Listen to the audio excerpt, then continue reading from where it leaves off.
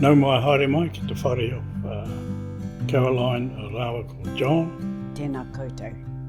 How we heard about Te Puna Wai Ora.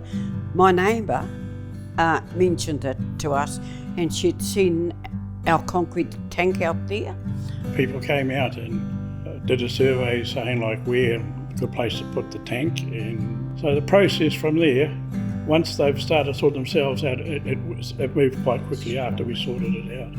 The tank came 2 days beforehand, the grader came, and it just rolled on all day, and by 4 o'clock it was all in and dusted, eh? I was down there doing something, and Caroline starts yelling at me from upstairs. I'm No, I going, didn't. Not again. And she goes, look down the road, and there's a tank of water sitting outside waiting to come on. They had a marvellous team come out.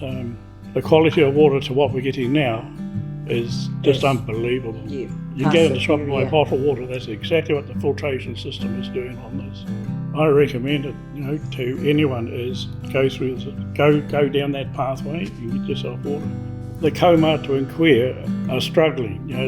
We haven't got the resources to do what happened to us, and having that process offered to us, it's just life changing. The more of them get access to it, it's going to be far better for them, far better for the community, because we all get our milkers, we all get there.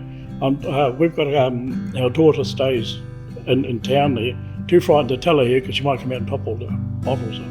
Huge thanks to Te Puna Wai Ora, and I've sent a text to the marae chair and said thank you to Aupori and Te Rarawa. So yeah, we're really grateful, and thank all the people who have worked to get the funding for such a project. So ngā mihi.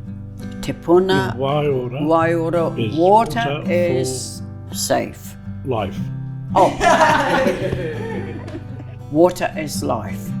Kia ora.